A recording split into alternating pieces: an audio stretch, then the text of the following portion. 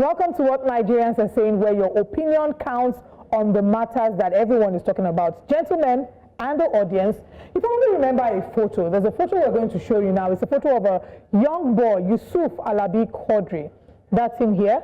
This young boy, barefoot boy, he stood in front of the convoy of Peter Obi during the 2023 presidential election in Lagos. Arms spread wide apart. We could see him, of course, showing his support. This picture went viral, displaying a photo of hope, a photo of resilience to the young people, basically sort of encouraging them to be able to participate in the elections. I mean, that's what a number of people did say. Unfortunately, things turned out differently. Fast forward to April 2025.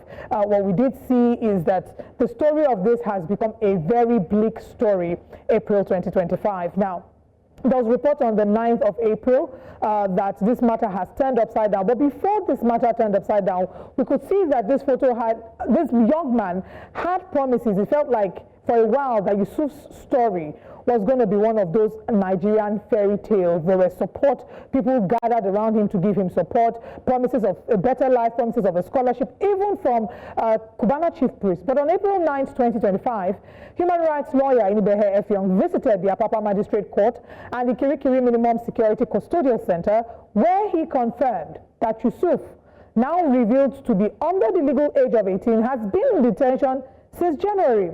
What happened? Now, according to Inibehe, you can see him narrating here. Yusuf was abducted by area boys near his home on his way back from work. These individuals had reportedly been holding a grudge, claiming they were entitled to a share of the goodwill and donations Yusuf Alabi received after his viral moment in 2023. You could see there was a picture. We also have a picture of him and Peter Obi. So maybe they had also, fueled a number of these expectations. They say that his failure to settle them allegedly led to a series of attacks and eventually him being dragged to Amukoko police station by these same individuals. Shockingly, Yusuf here was subsequently charged with armed robbery, accused of conspiring with 4 adult strangers to rob 2 people of 579,000 naira worth of cash and mobile phones using cutlasses.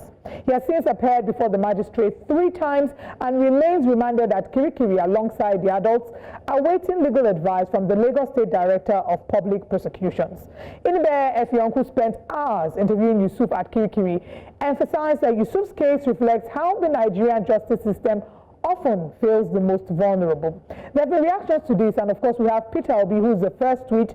He shared his reaction. So let's take the tweets now. All the Nigerians have been reacting, but starting off with His Excellency Peter Obi, he says, after delivering my speech at the Commonwealth event in London today, I was made aware of the predicament of a young boy named Quadri Yusuf Alabi, who has been detained for over 3 months without trial, appeared in court for the first time in March, and still remains held in custody. I have contacted a lawyer, Barrister Inibehe Effiong, who luckily has been actively working to intensify his release. I sincerely appeal to the police and other agents of the government to always operate within the law and the rules and stop the weaponizing citizens, especially our youths, who need our care and love to unleash their talents and energy towards building a new Nigeria that is possible. This is from Peter Obi. The next tweet is from Afam Deluxo, who has reacted to this as well, and he says, his only crime was becoming famous in the last presidential election. Nigeria is a crime scene. Where did this mindset of settle come from? Kai. The next tweet from Tony Milton. Tony also reacted to this as well. And Tony says, did he commit armed robbery or not? That's what we should be asking. If he's guilty, he should serve his time without bias. If he's not guilty, he should be acquitted without further delay and compensated. Olusegun Bakare also reacted to this, and in his tweet he says, a minor has been in detention since January. Police NG, where is your shame? Daniel Rega has also reacted to this, and he says, not too long ago, we addressed the news of some minors fainting in the courtroom. You remember the time when these minors were arrested during the End Bad Governance protests? We did see them collapsing, and Nigerians went out angry and expressing their frustration and disappointment. And of course, he referenced that, saying, today, another minor is languishing in prison. Whether this was politically motivated or done out of spite, the justice system in this country is a shame. Sadly, the Nigerian police doesn't care. Doesn't care. It's just sickening. Temi also reacted to this story, saying, The court remanded him along with four strange individuals who are all adults at the custodial center, pending legal advice by the Lagos State Director of Public Prosecutions, DPP. This is wrong in every way, he says. There is nowhere in a civilized world that a juvenile will be locked up with an adult, not to talk of four. This here is a big lawsuit, and our final tweet is from Kudus Akombi, maybe because they share similar names, I don't know. It says, political eye service. After you used and dumped the boy, swear. From where to where now? Kudus Akombi. I don't understand. Anyway, gentlemen, Benga, Joe, you've heard the story. I'll get your thoughts. I think I'll start with Benga. I mean, it's very sad, and it's just speaks to our criminal justice system. If he's guilty, fine, let him face the law. If he's not, let him face the law, but let him have his day in court on time. They say justice delayed is justice denied. There's also an issue of entitlement and extortion. Where did we get this culture of anything for me? I mean, if you go around the streets of Lagos, you see able-bodied men just begging here and there, no sense of dignity or shame. And there's a level of entitlement that also comes to that. So they need to look at this. We need to look at our value system and look at the things we really should uphold as individuals and as a community. Joe, let's get your thoughts. When I read through the story this morning, I felt pain. Pain because the first thing you think about is, what if this was my son? Okay, if he had committed any crime, then of course we know what the law says.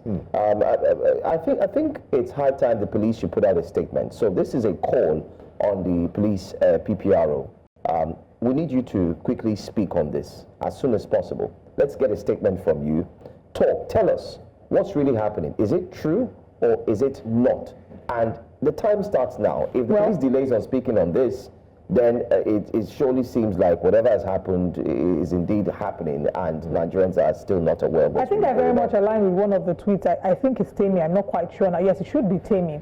And, you know, the tweet, what we see, unfortunately, regardless, there's just a portion of the tweet that I agree with, that regardless of what this is about, whether it was politically motivated or not, the right thing should be done. I mean, locking him up with four.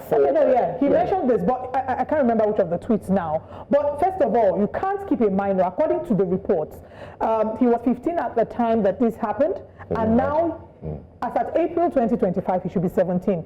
You can't treat a minor in this way, regardless of what your political affiliations are, regardless of what your tribe is. Unfortunately, this again has revealed how very divided along ethnic lines we are. I didn't take some of the tweets. There are a number of the tweets that if you see these tweets, you'll be upset. People are saying, how can a Yoruba boy be supporting Peter Obi? You know, there's so many tribal comments there. Again, reminding us of how very divided we are, and that's not what we need now. Today is Yusuf.